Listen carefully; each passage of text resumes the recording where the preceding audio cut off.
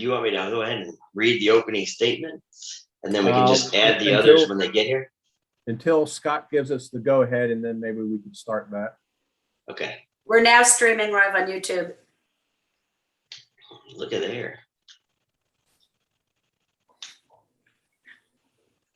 Have you opened up the meeting, Eric? I haven't opened up the meeting yet. I'm waiting on Scott. I'm waiting on webinar. I guess that's the last. Yeah, I'm waiting on Scott to give us the go-ahead. All right, the webinar has now started. All right. Okay. Welcome to the January 5th, 20. You probably want to give them a few minutes to let people. Yeah. Yeah, they're not immediately on. Okay. So give them just a couple minutes. Okay. Right. We'll just hang out here for a couple minutes, but this is the soon to start January 5th, 2022 Board of Zoning Appeals Site Design meeting.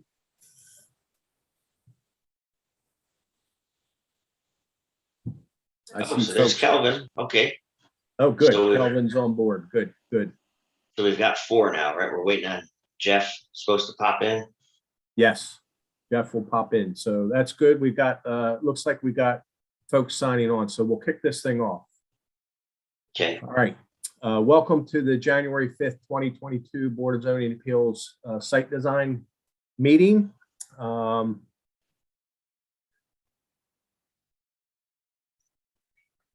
The virtual meeting protocol is as such. Staff will control the slides displayed throughout the meeting. Applicants, staff, board members, and members of the public should give their name first whenever speaking. Applicants and members of the public must be sworn in before speaking for the first time. Only attendees who have registered to speak before the deadline at noon today may speak during the meeting. Video and microphone have been disabled for all attendees. Attendees will only be given the capabilities to speak when they are called on during the public comment period. Board members who need to recuse themselves from voting will be temporarily removed from the meeting and readmitted prior to addressing the next item. If the board needs to go into executive session, they will call into a separate conference line, and all video and audio and Zoom will be temporarily turned off until they are ready to return to the regular meeting. Chat has been disabled for everyone. And of course, this meeting is a public meeting and it is being recorded. With that, I will hand it over to Chairman Joel Adrian. Thank you, Eric. This is the January 5th, 2022 meeting of the City of Charleston Board of Zoning Appeals Site Design. Present are Amanda Barton, Jennifer DeCientis, Kelvin Yuji, and myself, Joel Adrian. Present from the planning staff are Eric Schultz and Lee Batchelder. These proceedings are being recorded, and we ask that those who speak identify themselves for the record. We will conduct this meeting in usual fashion. We will first receive information from city staff about the application and their recommendation. If the recommendation is favorable, no one objects to the application. Usually the Board of Zoning Appeals treats the matter as being uncontested and passes it as a matter of course. If, however, the city recommends against the application or there is opposition to the application, we treat the application as contested and hear from the applicant and anyone else who is in favor of the application. Next, we hear from anyone opposed, followed by a short rebuttal from the applicant. We then close the public hearing portion of the meeting for that particular application and open discussion to the Board of Zoning Appeals members only. We will then make a decision to approve with conditions, or deny the application. Board of Zoning Appeals Site Design has the authority to do 3 things. 1, hear appeals to decisions of the zoning administrator. 2, grant special exceptions, a fact-finding function of the board. And 3, grant variances to the zoning ordinance if the application meets the hardship test outlined in section 54-924 of the ordinance.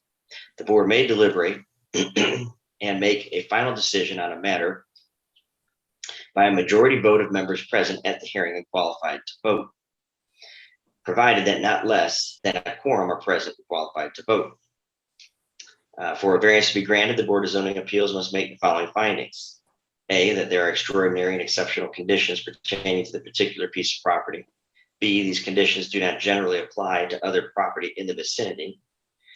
C, because of these conditions, the application of the ordinance to the particular piece of property would effectively prohibit or unreasonably restrict the utilization of the property. And D, the authorization of a variance will not be a substantial detriment to the adjacent property or to the public good, and the character of the district will not be harmed by the granting of the variance. With that, I guess we go to item A1. Nope, I gotta read this slide yet, Joel. Okay, So public Right. comment, order on each application. The chair announces each application followed by staff presentation and recommendation. Staff will call on the applicant to present their application after being sworn in by the chair. Staff will open the public comment period to receive comments for registered attendees in favor, first written, then written, or first spoken, then written. Each speaker will be sworn in by the chair. Staff will then recognize registered attendees for public comments in opposition after the speaker is sworn in, first spoken, then written. Staff will recognize the applicant for a short rebuttal, and then the chair will then close the public comment period and begin board discussion. One thing I'd like to add is we've had some discussion with our board members, and if you are comfortable, we ask that you turn on your video so they can see you, speak to the item. So if you're comfortable, please switch over to video during your conversation on this specific item, if you will, please. Providing comment, if you submitted a request to speak on an item before the deadline, staff will call your name when it is your turn to speak and enable your microphone. Your microphone will be disabled after you are done speaking, and you may only speak once for each item, and you may state your name and address for the record, or you will not be permitted to provide comment. Board discussion. Following public comment period, board members can make comments, ask questions, and make motions. After a motion and a second, board members will vote aye in favor or nay, not in favor. If the vote is not unanimous, the chair will poll each member for their vote. The chairman shall announce the vote on the motion and the final decision on the application. If a board member needs to recuse, he or she will temporarily be removed from the meeting and placed back in the meeting at the start of the next agenda item. If the board needs to go into executive session, they will call into a separate conference line, and all video and audio on Zoom will be temporarily turned off until they are ready to return to the regular meeting. So with that said, I'd like to state for the public record that item B4, which is Folly Road Boulevard, or I'm sorry, B5, Folly Road Boulevard, has been deferred by the city. We had a mistake on the posting of the site, so we want to get that corrected for next month. And then item B6, Maybank Highway, has been deferred by the applicant. So if anybody's in attendance for those two items, they will not be heard tonight. All right, back to the chairman. excellent. Thank you, Eric. And for the record, we'll note that Jeff Webb has joined the meeting. So there are 5 of us on. Our first item will be item A1, which is the review of the minutes from the previous meeting, December 1st, 2021. If there were no comments on that, look for a motion for approval. I'll move for approval. I'll second. All right, so there's a motion for approval by Mr. Webb, seconded by Ms. Martin. All in favor, say aye in favor. In favor. I in favor. In favor. Aye in favor. Anyone opposed? The motion is approved unanimously, which will get us to our next item on the agenda, which is going to be item B1, Clements Ferry Road, application number 220105B1, TMS number 26800000129 and 130. Request a variance from section 54.327 to allow the removal of 2 grand trees, zoned PUD. Okay, this is the application for this particular item. The owner being Abington Charleston LP, and the applicant is Capers Bar. This is a very well done exhibit explaining the history, the hardship, and the issue before the BZA site design.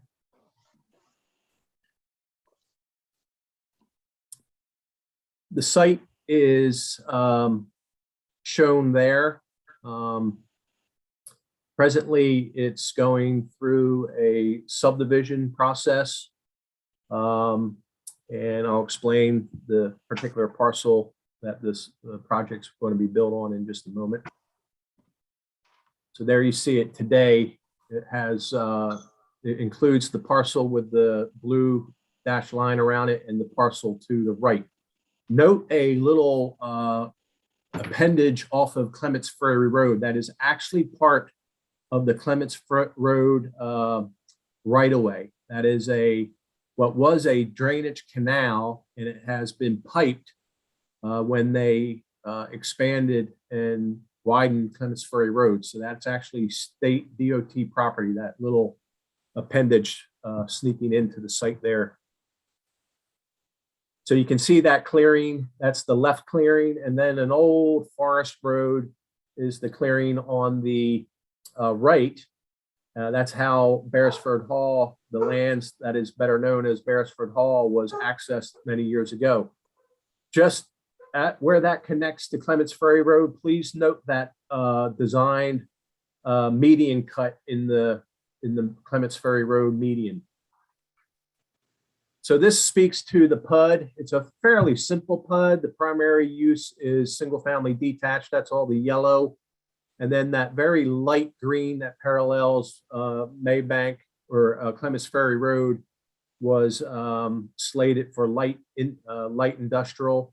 And there's a whole big freshwater wetland system separating those more commercial activity and developments on Clements Ferry Road from the lower portion of the site as you go toward Beresford Creek where all the homes were built.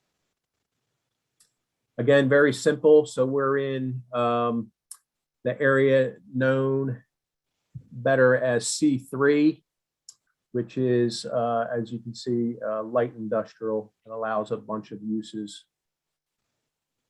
This is the tree survey. The red marks are the three large trees that were in question. The history of this land was pretty much managed timber. There's a lot of pine and some oak scattered about.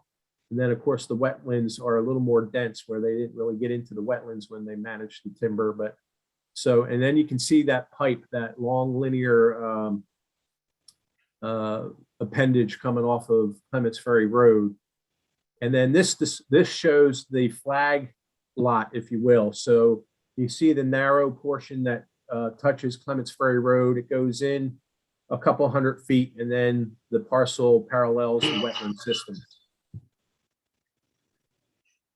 The proposal is for multiple buildings, 100% affordable housing. So you can see how the driveway will come off of Clements Ferry Road with a shared access easement. That's why it's kind of straddling that property line.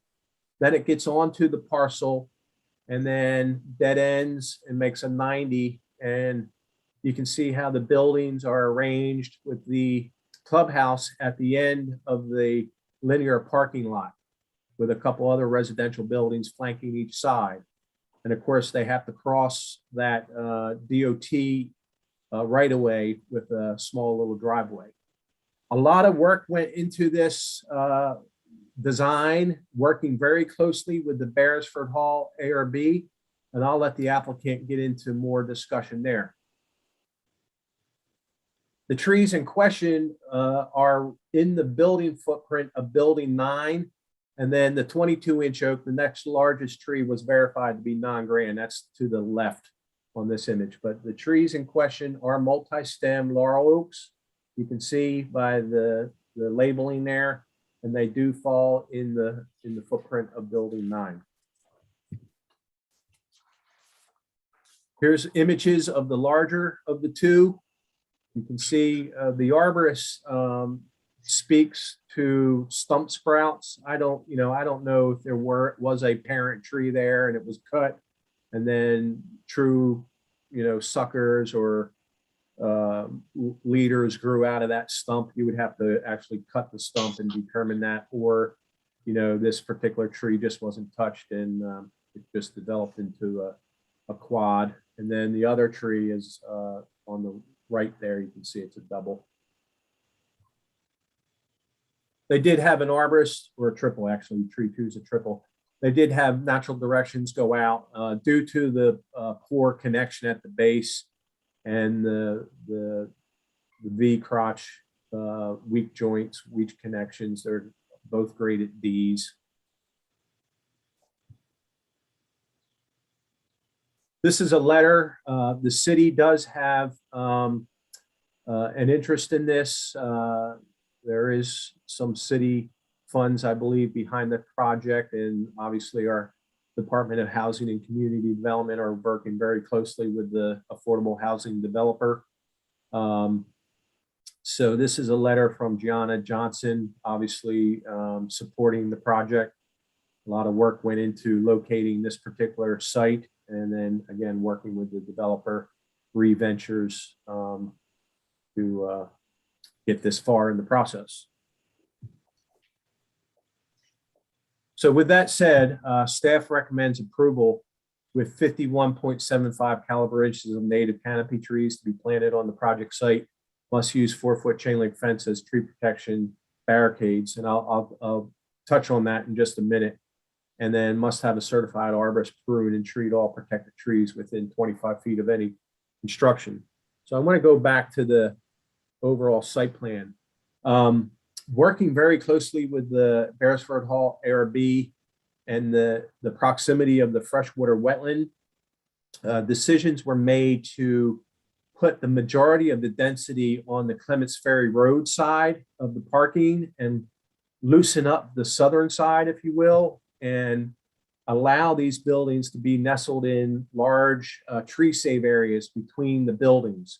So it's not really reflected here with tree protection barricades or anything like that, but you can see the darker dots. They're all the trees that are going to be preserved to strengthen the natural environment between this project, the wetlands, and the residential portions of Beresford Hall. So I just want to touch on that. So I believe, based on the shape of the lot, the programming, the effort to preserve the trees, it meets the 4 points of the hardship test. But I'll stop there, and we need to recognize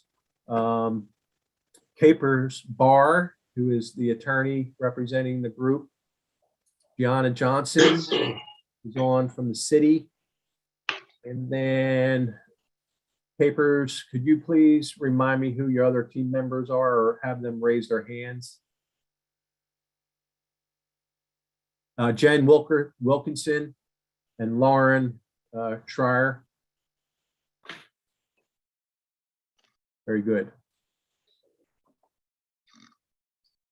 Capers and others, can you hear us? Yes, can you hear me? Yes. Chairman Joel will swear you all in. Are you all in different locations, or? Yes. Okay. What I'll, how if I, well, yeah, I'm going to say that if everybody would just answer one at a time, that'd be fantastic. So do you swear to tell the truth, the whole truth, nothing but the truth, so help you God? I do. I do. All right. So then Capers and Jen are sworn in. So Capers, I believe the floor is yours to start presenting.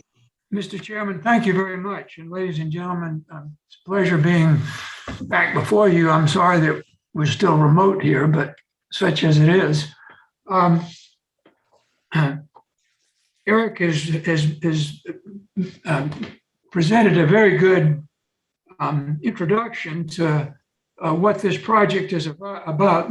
This tract that we're looking at is 7.3 acres. It's presently completely wooded. To our knowledge, it has not been used except, as Eric alluded to, perhaps for forestry purposes before. And as has been stated, REA Ventures plans to construct a 90-unit affordable housing project on the property. Present and participating, at least listening, are Jennifer Wilkinson, who is a vice president for REA Ventures Group. And I believe Gianna Shaw Johnson might be on, but Gianna, as many of you may know, is the director of the City Department of Housing and Community Development. The entirety of this property, as Eric stated at the outset, is a planned unit development. It's a PUD, meaning that it is regulated in large part by privately by the Beresford Hall Design Review Board. This project has undergone extensive scrutiny through that review board process over the past 15 months to the point where we obtained their conditional approval, which was a prerequisite to coming to the city for the necessary approvals before you.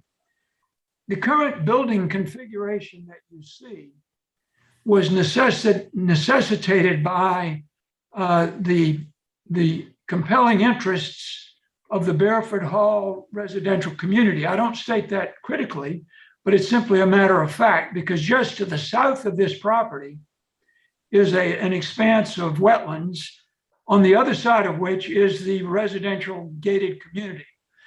Their interest was therefore in one of, I believe, mostly aesthetics, in protecting their vistas from the residences that overlook the wetlands to where this project exists. And so whereas the designers originally had more buildings to the south of that entrance road, Beresford Hall was interested in presenting more vacant space to the south of the entrance road. And that's how these buildings came to be placed as they are.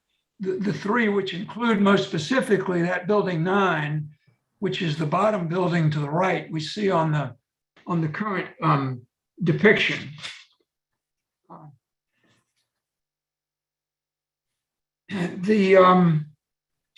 In terms of the variance criteria, the extraordinary and exceptional conditions, I think, that are presented here are made out by the fact that the property is subject to this PUD, which is in turn subject to the scrutiny of the residential community to the south, which is really quite rigid and really compel the placement of the buildings as we see them currently spaced. You may ask yourselves, if you've not heard this type of presentation before, well, Capers, you're presenting to us an extraordinary condition that's not necessarily created by the configuration of the land itself. And you would be probably correct, as a matter of fact, that I'm not speaking to the conditions of the land, but I will say that I've had a case before you that was very similar. I don't know that any of you present board members were on this board at the time, but in 2019, I presented a case on behalf of BZA Homes over on James Island off of Cross Creek Drive, where a private agreement with neighborhoods and the configuration of that property with respect to the neighborhoods and the city's interest in the placement of the buildings required a building to be placed in an area where it necessitated displacement of grand trees. And in that case, the DRB concluded that did fit the extraordinary and exceptional condition. And so that was the BZA Homes application in August of 2019. So there is precedent for recognizing conditions other than the physical conditions of the property, which is to say the legal condition of the property with respect to it being a PUD, subject to the scrutiny of this DRB, which is exacting in their requirements. I state that without criticism, but simply as a matter of fact. I think they would confess to imposing exacting criteria themselves. The second criteria is that the conditions do not apply to other property in the vicinity. Well, much of the surrounding property, there is on those commercial tracts that Eric showed on the earlier overlay. There are a lot of other commercial activities to the east and west of this property that include there's a firearms munition facility, a hard scoop distillery, a Subway restaurant, a gymnastics academy, Terminex, Charleston Cremation Center, Devon self-storage. There's a church, there's a KinderCare, but they're all farther to the east and to the west of this property and not within the vista of the residential gated community. So I think one of the advantages we present in this development is that it's a softer use than those I've just described with respect to the adjacent gated community, and therefore comports more with the residential component of the Beresford Hall gated community. And so that's a conflict that also does not exist with respect to the surrounding commercial properties, which is to say they're not squarely within this protected vista of the gated community. The third criteria is that the application of the ordinance, the property would effectively prohibit or unnecessarily restrict utilization of the property. The operative phrase in that element is not one of impossibility. In other words, the board need only find that the application of the ordinance, that is to say the requirement that these trees not be removed, unnecessarily restricts utilization of the property. I use the word unreasonable in the memorandum, which is probably a harsher standard than unnecessarily an unnecessary impediment. Well, if you look at these two grand oaks, where they're located with respect to Building 9, as we look at this, I think any use of this property is going to implicate those two trees.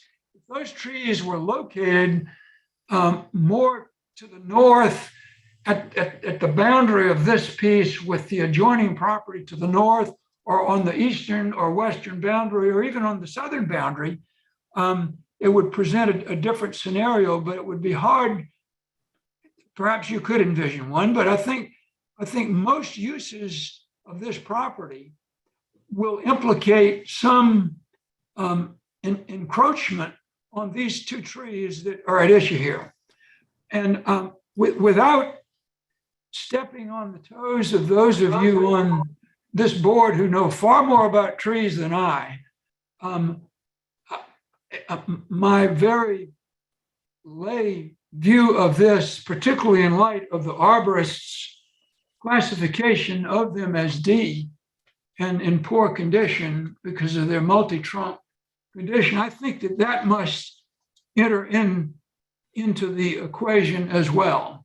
As stated by the arborist, it's his opinion that they are going to be susceptible to failure earlier than other surrounding trees that are not, as these are, V-shaped crotches at the base of the tree. Again, I'm only reading what this arborist said, and I don't mean to step on the toes of you who know more about this from your own area of expertise. I think the compelling public interest in providing affordable housing, particularly to the community of Daniel Island and Clements Ferry Road, must factor into this as well. We're not talking about affordable housing in the sense of housing projects. We're talking about affordable housing to allow clerical employees, office employees, secretaries, paralegals who work in the Daniel Island, Clements Ferry community, the ability to live near where they work. And so certainly in terms of weighing the overall impact, that has to be factored into it. And then finally, I don't know that anybody has signed up in opposition. When I last checked with Eric, no one had. And so under the established policy of the board, if nobody objects and the staff recommends that, for that reason alone, I ask that you approve this. I don't know whether Gianna has signed up to speak. I think her letter speaks 1,000 words, but if she has, I would defer to anything that she might like to add, and I'd be glad to answer any questions that any of you might have to either to me or to my client, Jennifer Wilkinson. Papers, thank you. This is Joel Adrian. I forgot to ask you to state your full name and your address for the record before you started speaking. So now that we've heard all that, if you would do that for us, I appreciate it. Forgive me, I should have said it. I thought I did. I usually do. My name is Capers G. Barr III. I'm a lawyer with Barr, Unger, and McIntosh at 11 Broad Street, which is where I'm speaking to you from right now. Thank you very much. Is there anybody else that would like to be heard? You're welcome to. If not, we can close the application to the public and move it to the board for discussion. I see Gianna raised her hand and she's unmuted. Thank Okay. you. Thank you, Eric and Chair Joel. Thank you for the opportunity. My letter is on record, and I really wanted to just append to what Mr. Barr said relative to the need for affordable housing. I know that that is not a consideration that your board makes, but it is critically important to our community. The city of Charleston has committed $2 million to this project simply because we recognize that the development of affordable rental housing is critical to our community. And so we would certainly appreciate your support of this. You may have heard by now, our comprehensive plan has challenged us with creating over 16,000 units by 2030. So we have a big goal before us, and I think certainly the construction of these multifamily apartments can help us achieve that goal. Thank you all for your work on the board. Thank you very much. And as well, if you would state your full name and address for our record. Sorry, Gianna Shaw Johnson. I'm at 75 Calhoun Street, 29401. Thank you. Thank you very much. Wonderful. Is there anybody else present that would like to be heard? I believe, Capers, you're correct that we don't have anybody that signed up to speak in opposition.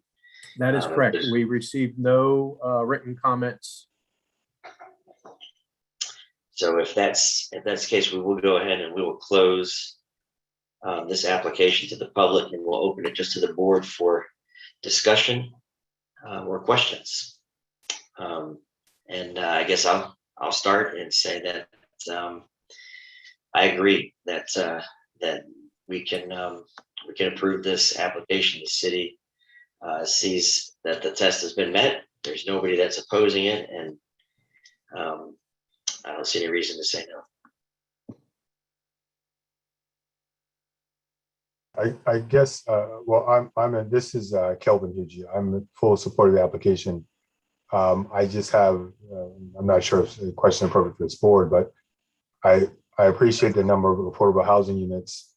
The applicant, Attorney Barr, who I have a great deal of respect for and who I know personally, they had mentioned particularly jobs for Daniel Island. And this kind of peripheral question, which is in terms of those units being available for people who are working downtown and access to downtown, which I know is not before the board, but it is something that concerns me in terms of transportation and people's ability to have employment within the city of Charleston and receive affordable housing. So I guess it's more of an observation than a question. So it's just something on my mind. So, but I am in support of the application. Thank you. Capers, do you want to reply to that at all? I don't know that I heard the question clearly.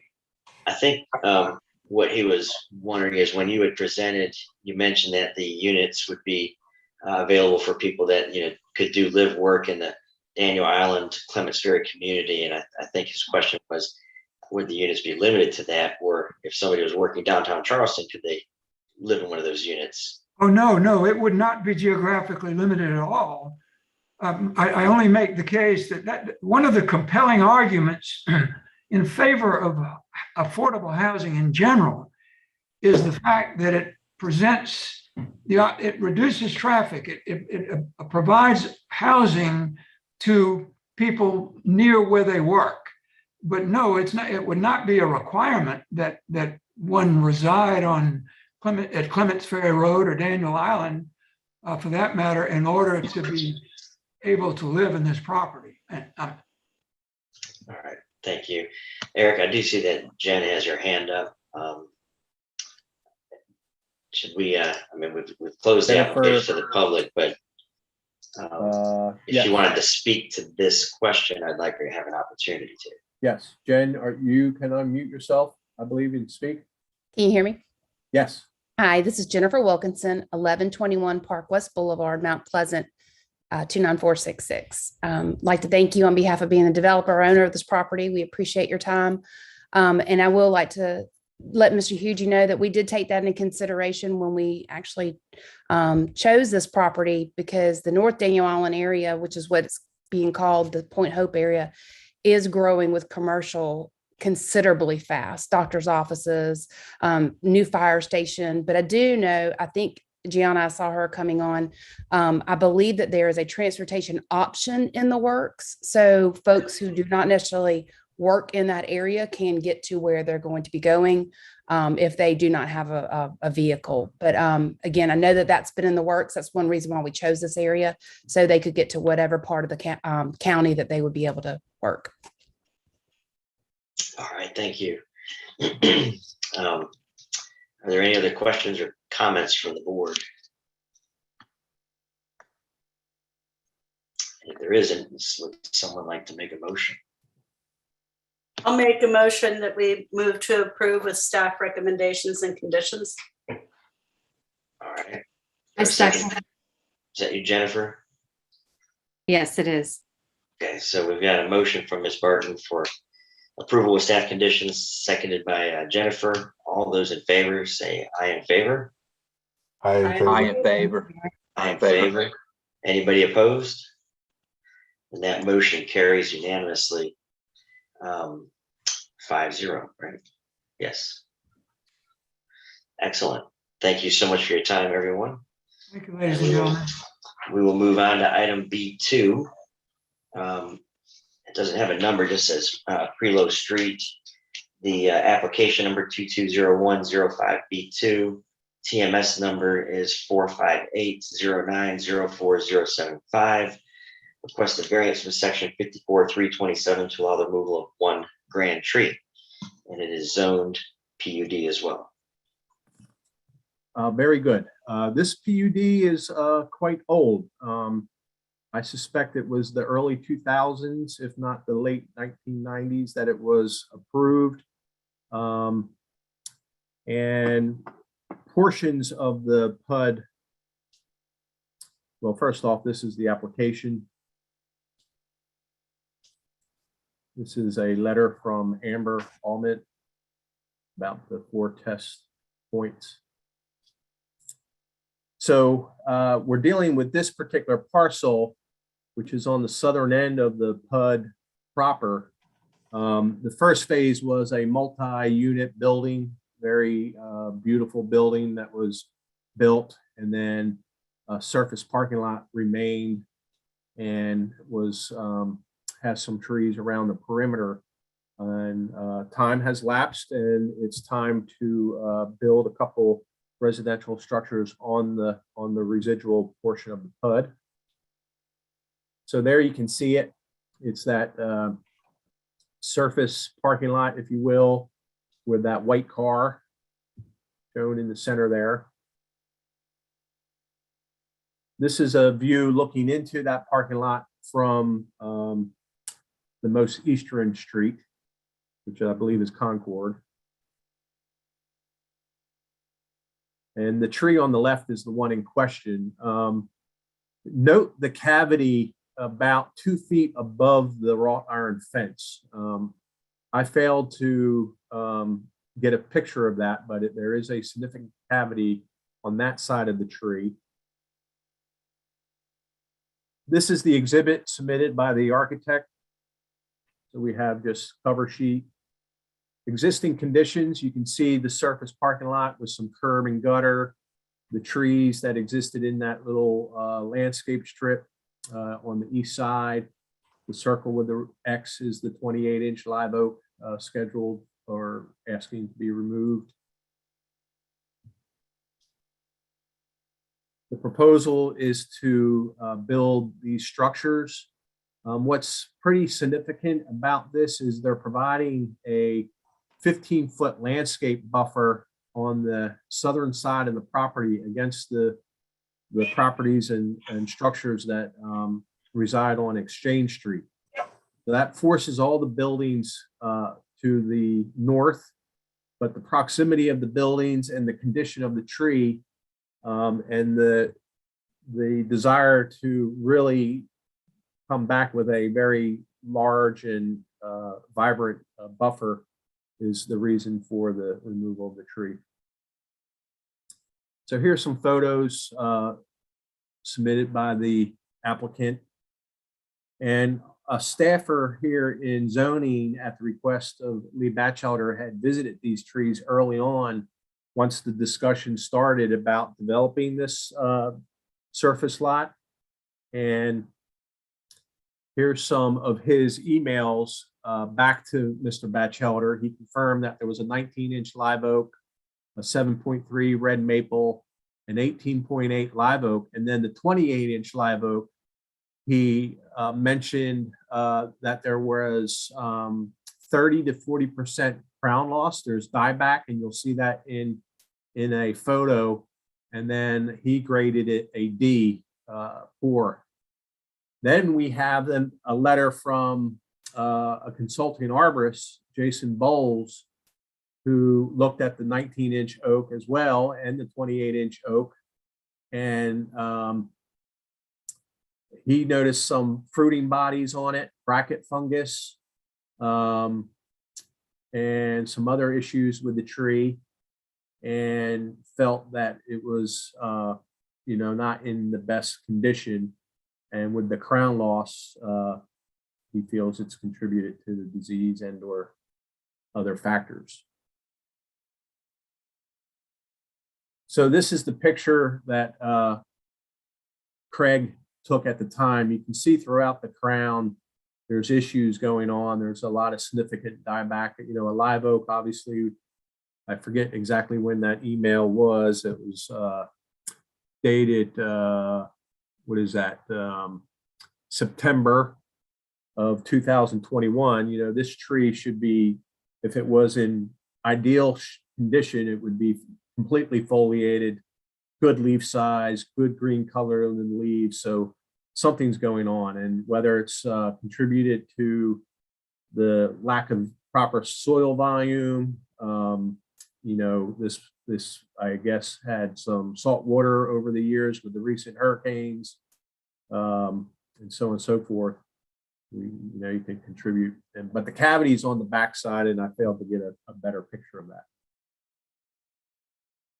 This is a blow up of the letter from Jason Bowles, Mount Pleasant tree.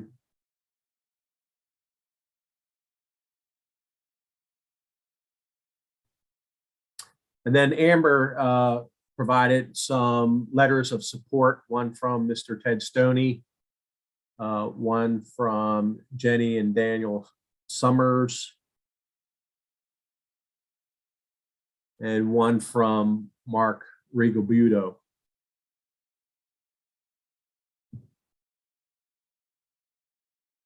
So staff recommends approval with the condition to plant 28 caliber inches. That's 100% of the DBH inches lost, and present a landscape plan for staff review and approval.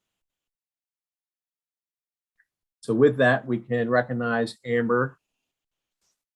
Amber, can you hear us? You can unmute yourself.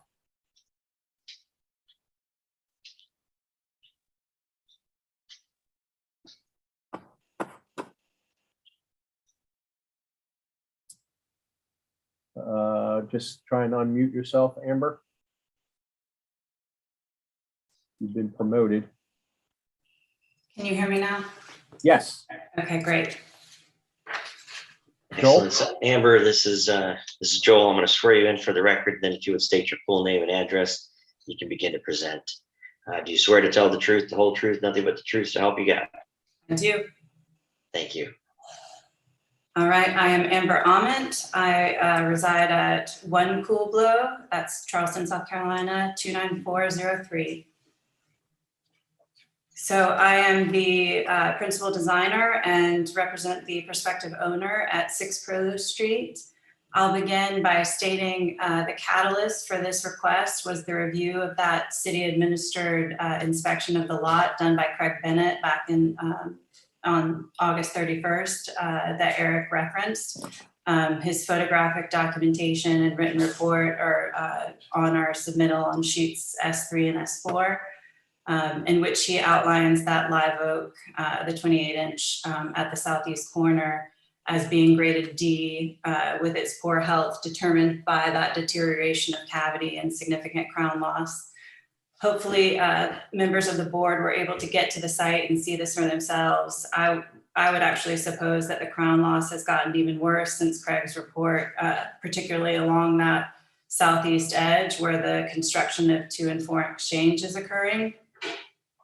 So based on this diagnosis, we consulted with an arborist. Mount Pleasant Tree Service came to the site on December 1st. Which not only confirmed the city's summation, but noted further areas of concern, particularly evidence of bracket fungus were present. Now, this was alarming as it's a contagious fungus and severely harmful to a tree already in decline. And as feared, that fungus had spread to the 18.8-inch live oak that's at the northeast corner. So not only is the fungus putting these 2 trees at risk, but there's further worry that that fungus could spread to the city maintained trees across the street at Waterfront Park. So I'm happy to delve into ways in which we feel the tree's poor health meet the board's standards of hardship. But given the arborist prognosis, the city's determination that this tree is beyond mitigation, and then the neighborhood support, we would ask the board approve the request for removal. And then additionally, I'll conclude with the 15-foot type B landscape buffer outlined in that PUD that governs this property. So if approval is granted, typically mitigation efforts would require caliper inches, replace the tree being removed. Here you see more than typical caliper inches are being met with this preliminary site plan. I will also note that as we progress further, Sheila Wardemer of Wardemer & Klein has agreed to sign on to the project. So she will in fact be presenting a landscape plan as this project fleshes out. So Thank you very much. Thank you. I guess if there's no one else present to speak, Eric, did anybody sign up or submit anything in writing? Mr. Chair, nobody submitted a written comment. Nobody registered to speak. Thank you. So we'll close this application to the public. It'll be open to the board for discussion and or motion. I think it's pretty clear cut, and I'm in favor.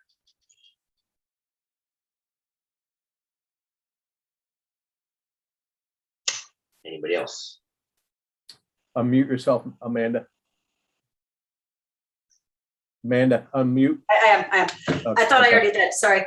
So in the letter, it says he thinks it was bracket fungus. He didn't say that it definitely was bracket fungus. And I guess my question is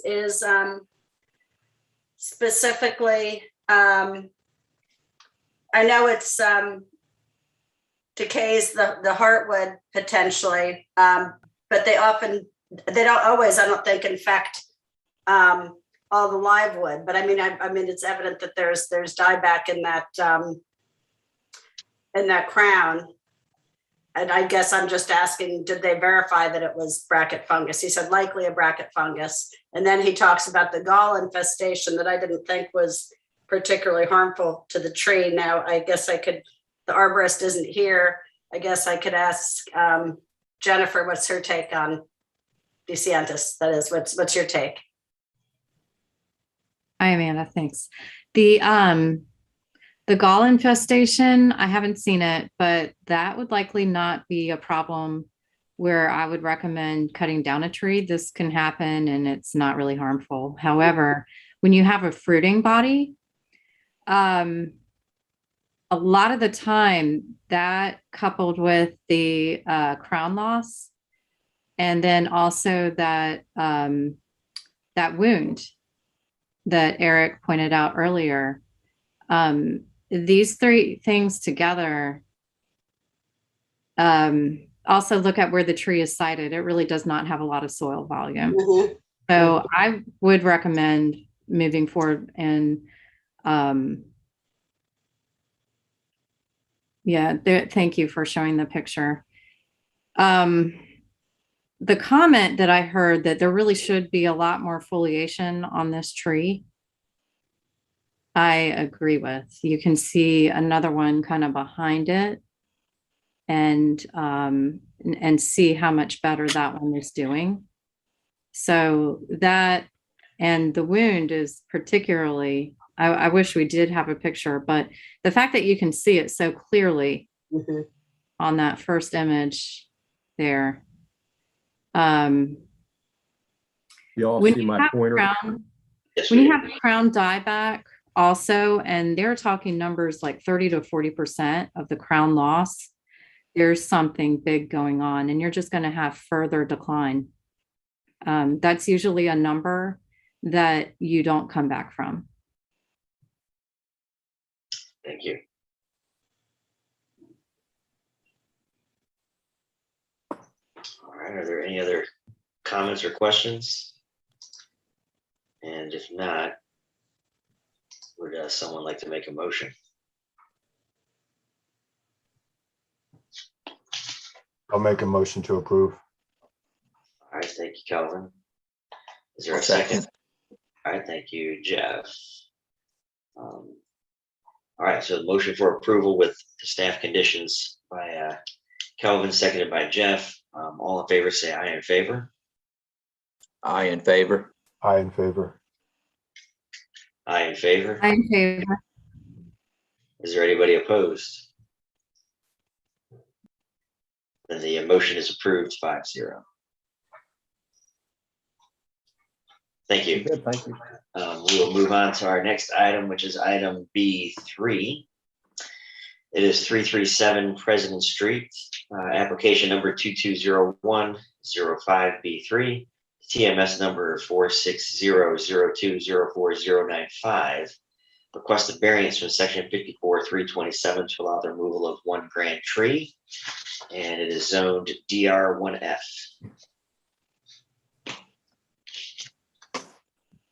All right, we're taking a trip to Hampton Park Terrace, 337 President Street, the owner of Scott Cheney, so we'll promote him in just a moment. This is a lot on the west side of President Street, south of Hugie.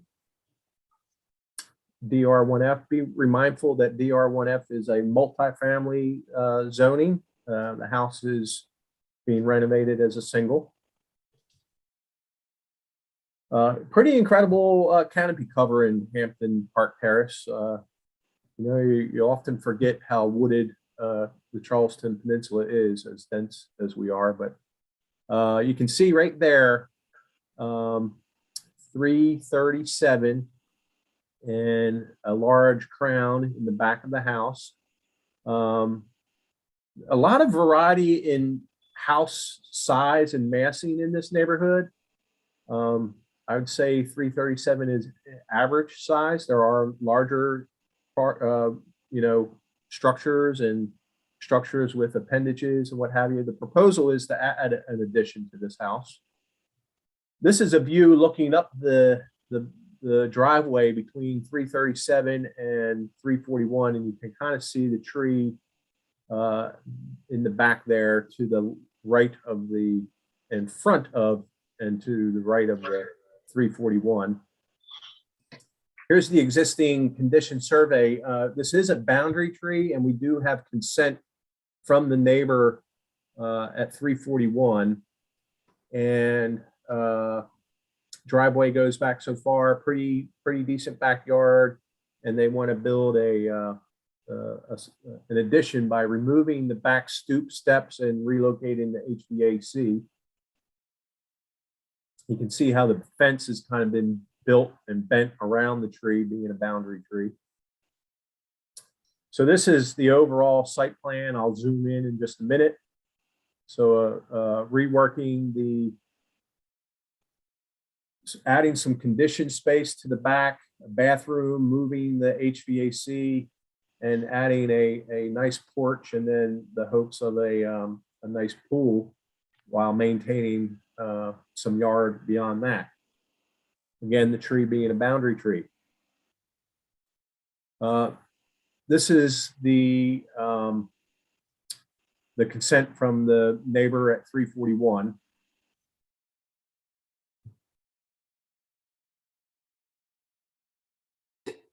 And this is a presentation by Jamie Harefield, a certified arborist, and her evaluation. So it's a 24-inch laurel. It's in fair condition.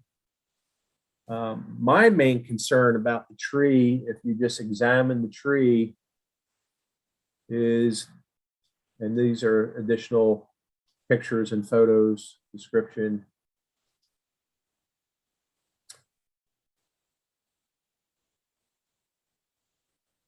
I added these photos. You know, you always would, in my opinion, and I've heard many experts talk about over mature trees, heavy crown. Obviously, you know, this tree was a volunteer, in my opinion. It grew up to be this size, and of course the crown flushed out above the roof lines, but it also was competing, I believe, with a tree further to the west. And this arc and this lean pretty much directly over the existing structure is worrisome to me. Just the action of the woods and the support woods and just all that weight in the crown.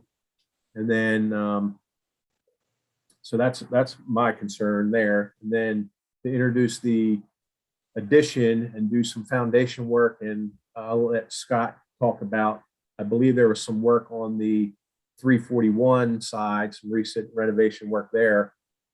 But anyway, that arcing and that high reaching bend in the tree is a little bit concerning to me. So with that said, staff recommends approval with the condition that 18 caliber inches of trees be planted on the site. It's going to be difficult possibly to get all 18 inches on site. There is some nice space in the backyard for canopy trees, another generation of trees to be planted. But if they can't satisfy all those inches, then I'm willing to have the residual inches in the form of a monetary contribution to the city street tree program. So with that, Scott Cheney.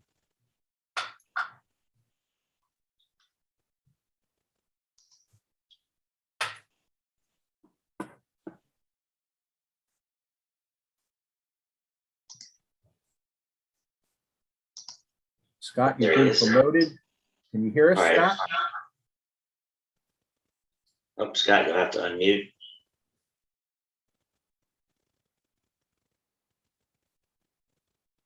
Thank you.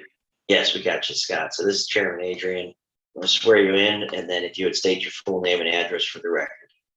You swear to tell the truth, the whole truth, nothing but the truth, so help you God. I do. Thank you. Scott Cheney.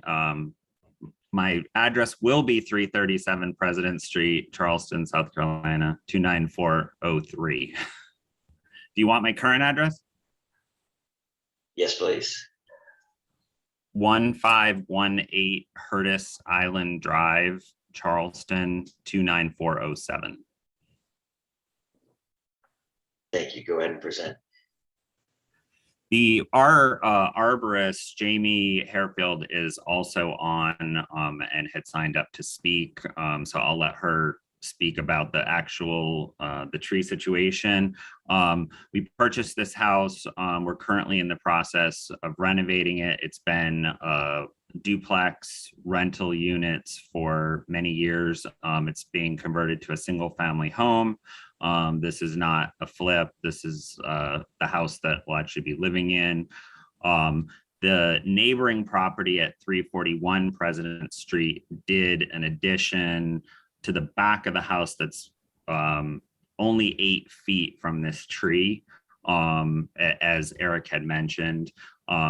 We're doing, as he said, a small addition on the back with a small screen porch, and we're just trying not to take up the entire backyard of the house by moving things over to the center. And obviously we're concerned about the condition of the lean of the tree, as is the neighbor as well. As you can see from that one angle, it's really significantly leaning over the house.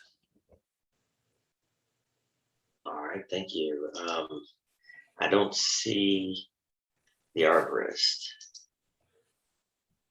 Jamie is, Scott, could you promote Jamie Harefield?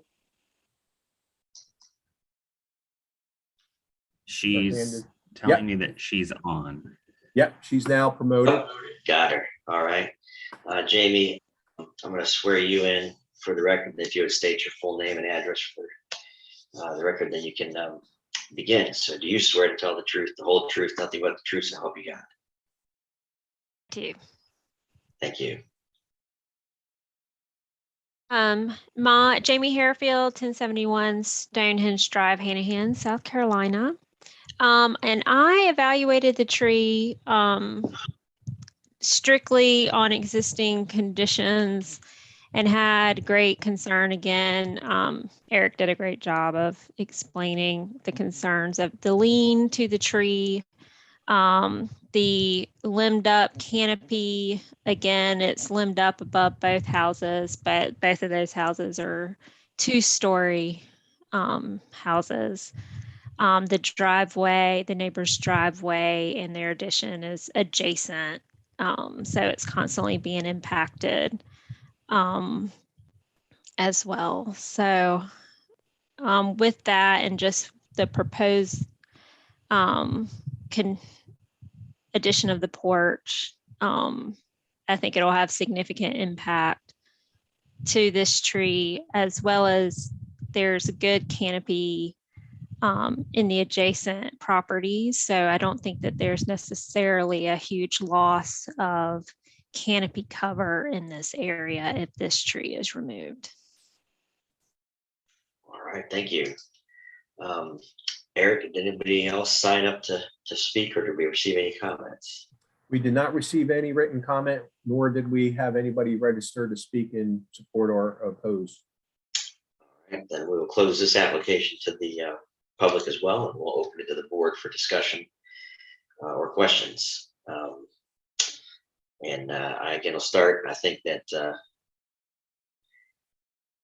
when I look at this, I believe Eric's correct. The tree is competing with the other one for light, which is why it's growing in the way it did. And the limbing up is, I don't see an issue with the removal of this tree. I believe that you could almost probably just classify this as a hazardous tree with that severe lean. But I'll let other people speak to that.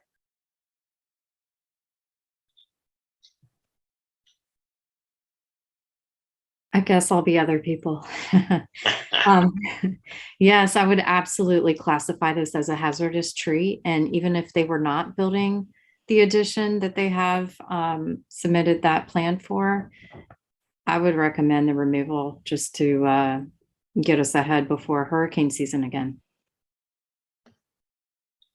I agree. Thank you. Is there anybody else that wants to comment? Or do we have a motion for this project for this application? I'll make a motion that we move to approve with staff recommendations. Is there a Second. second? I'm sorry, I didn't hear that. I'll second. Okay, thank you, Jennifer. So there's a motion for approval with staff conditions. All in favor, say aye in favor. I in favor. I in favor. I in favor. Aye in favor. Anybody opposed? Then it is approved as well, 5-0. Thank you for your time. And that will move us to our final application on today's agenda, which is going to be item B4. 2112 Rickery Lane. The application number is 2201054. TMS number 30801000050. It is requested variance in section 54-327 to allow the removal of 3 grand trees zoned SR1. Yes, and pardon the mistake on this slide. It is zoned SR1. This is the application submitted by Bob Williams or Robert Hoke. His explanation about the hardship tests and the trees themselves. So SR1, this is a subdivision that I worked on many years ago, and we're not quite 100% built out. There's a couple houses under construction, but this lot was one that obviously wasn't picked to be developed right away because it has some pretty significant trees on it. And some of them were probably one, I would maybe think that it wasn't grand when the subdivision was built many years ago and has grown over the years to be 24 inches in diameter. But we're stuck with what we have. So this is the vacant lot between 2108 and 2016, right at the head of the intersection there. This is a street view. And, you know, sometimes the trees just aren't placed where you want them to be. These are pretty much in the center of the lot, about a third of the way back. You can see here the survey. It's a pretty significant size lot, but in keeping with the required front setback, and I'm not sure if there's an ARB or not, but the house pretty much, 2 of the trees end up being in the house footprint, and then the driveway becomes a problem. If you were to flip it either way, I don't think you resolve the issue. So you can see this house is a little more forward than the neighboring houses, the front porch and the stoop. You could argue pushing it further back, but you know, I don't know. I think there's going to be a little bit of earthwork, a little bit of fill, not much. This is obviously in a flood zone. The houses are built up on, you know, drive under podium type environment. And the driveway, you can see how it was originally designed. It really puts a pretty unnegotiable curve in the drive there if you were to try and save the tree, but you'd still be impacting the red oak pretty significantly. And red oaks, I'm finding now, aren't as temperamental to change in their environment. You know, they can hang in there for a few years, but if you don't do it right, they slowly do decline. And these are over mature trees, in my opinion. This is a close-up.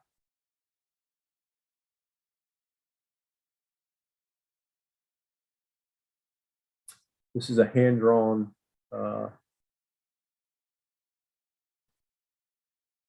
site plan. So the trees themselves, this is the 1020. So it is just barely physically connected at the base. You can see it, it's pretty much in the center of the lot. And then that's the bottom connection. And that's just by our our definition, if it's physically connected, we consider it sharing one root system, and you measure each stem that's 6 inches in diameter or greater. This is the crown. Obviously, in a forested situation, you know, the crowns are competing with all the smaller trees and large trees around it, so not very symmetrical. The 24-inch oak is on the right side, and that's the proposed driveway side. You can see there's some damage. This clearly shows it where the top was broke out, and then you have some water sprouts. And then the 26-inch oak, again, some damage, you know, previous storm damage up in the crown. And this is and I believe, you know, you could argue putting the driveway on the other side, but I think you're still going to have significant impacts to these red oaks with their root flare. It's not a swampy lot, but it's low. And some damage in the crown there. So staff recommends approval with the condition to plant 60 caliber inches of native canopy trees on the lot. Must provide a landscape plan for review and approval. And again, if the lot can't afford the total number of inches, then a monetary contribution to the city street tree program, and then must use 4-foot chain link fence for all the other trees to be preserved. Thank you, Eric. So Robert Hoke and Robert Williams.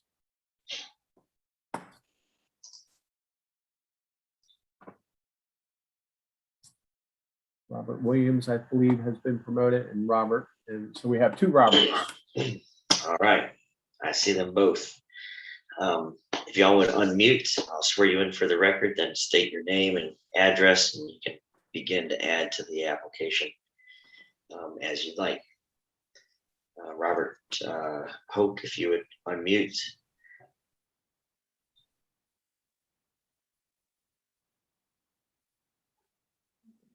Still waiting for you to unmute.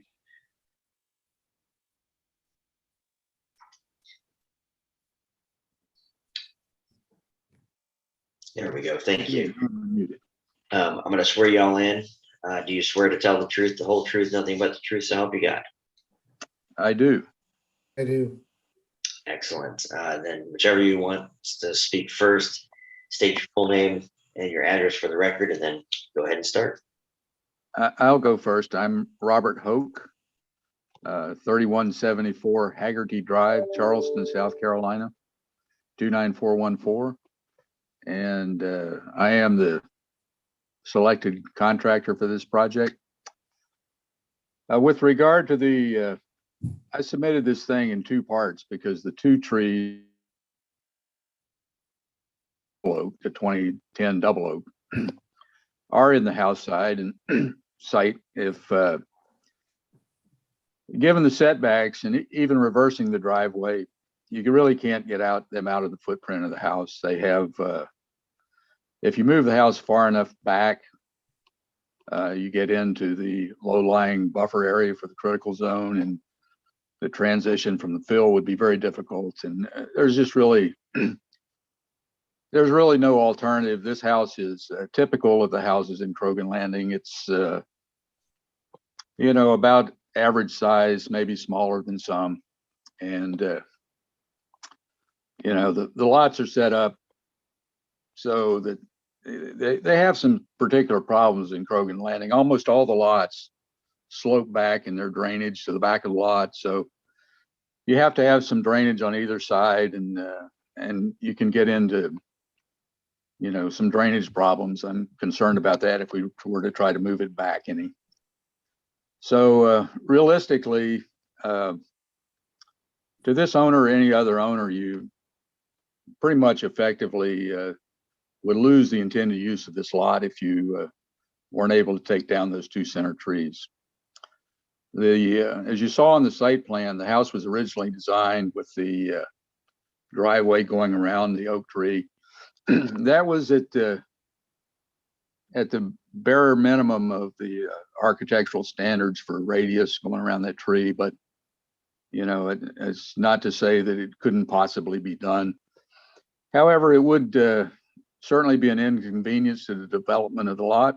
I think that ultimately you'd have certainly damage to the driveway over a 10-year period and perhaps damage to the tree as well.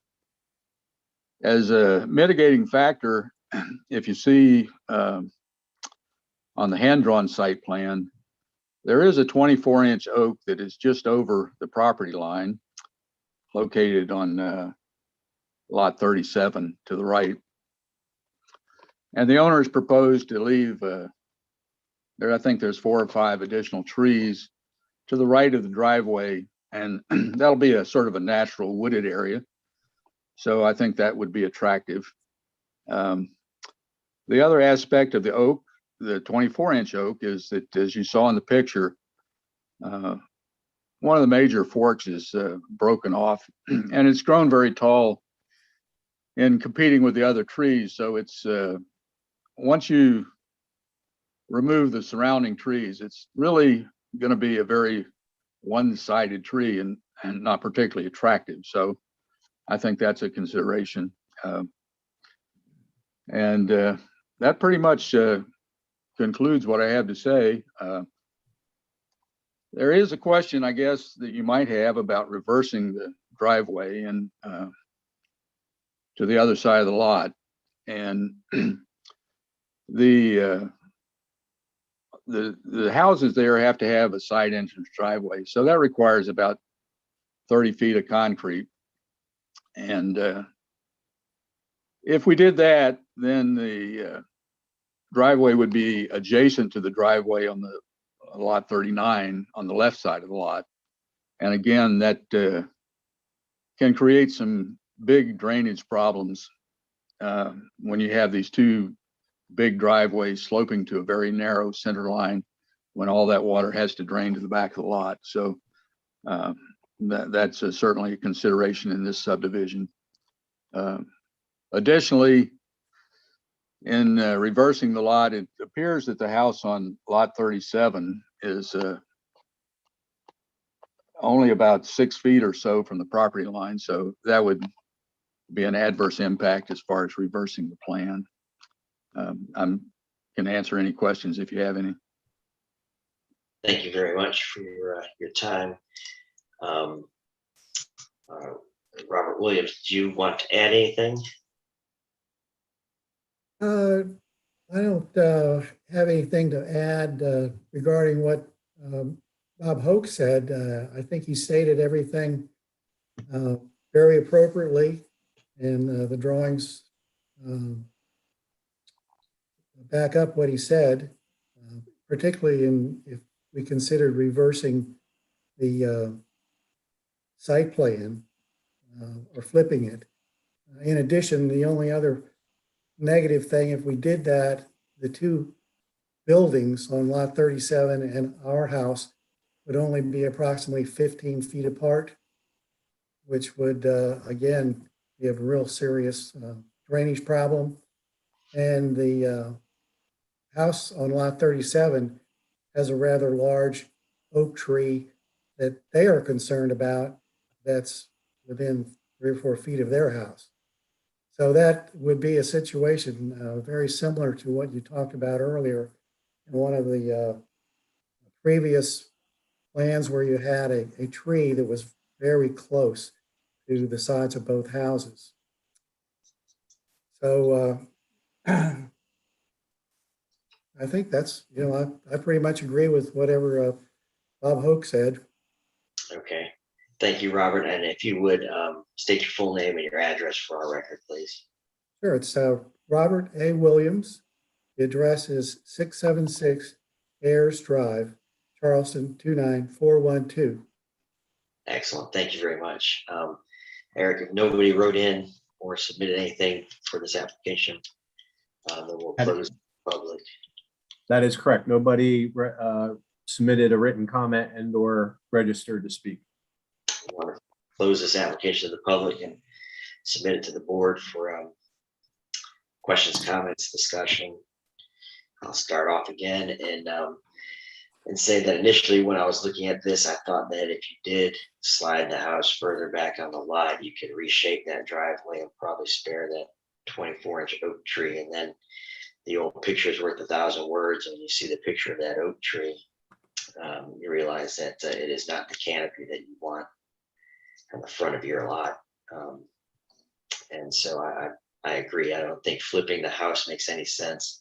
I wouldn't put my house that close to the property line. The two driveways next to each other don't make sense. Putting the driveway on the other side of the lot, it gets right on the intersection of the roads, and that doesn't make sense to me. So I think the house is sited where it needs to be. The contractor mentioning that the further you push it back, you start to get into fill issues and things of that nature. So I think that it's a good plan, and unfortunately we've got trees in poor locations, and I would be in support of the application.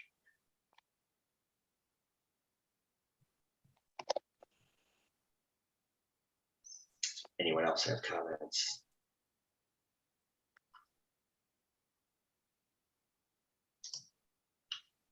If there aren't, is there anybody that has a motion?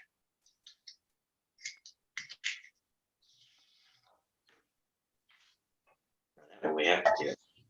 I looked at the same things as you, Joel. I looked at flipping the house. And then when you see the driveways throughout that section of the neighborhood, it didn't seem to work very well. Yeah.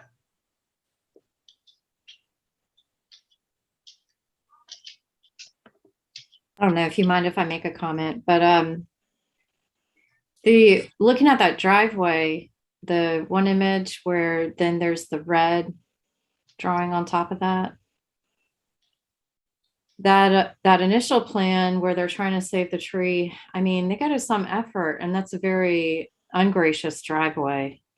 And it's so disappointing when you end up going to the extra effort to save something that then ends up going into decline or dying. And then we see the pictures, like you were saying, Joel, we see the pictures of the actual tree.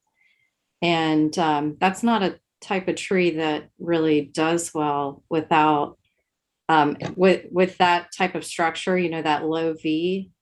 That sort of attachment in a red oak doesn't seem to do so well, especially once it doesn't have the other trees around it to protect it from the wind. Would you agree, Eric? I do. I agree. Good point. Yeah, I would say that that the driveway without the red, there's the only way to get in that first garage bay is to go past it and back in, and then you're pretty much backing out of that driveway from that first garage bay, unless you're got a Mini Cooper or a motorcycle, I guess. Smart car. So I think that again, I'm in favor of the application.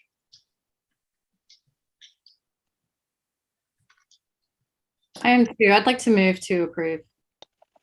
All right, so we have a motion for approval. Do we have a second to it? Second. All right, Calvin with the second. Then all in favor, say aye in favor. I in favor. I in favor. Aye in favor. Anybody opposed? And that motion also is approved unanimously 5-0. And we thank you for your time today. To the applicants and for the board, we thank you for your time today.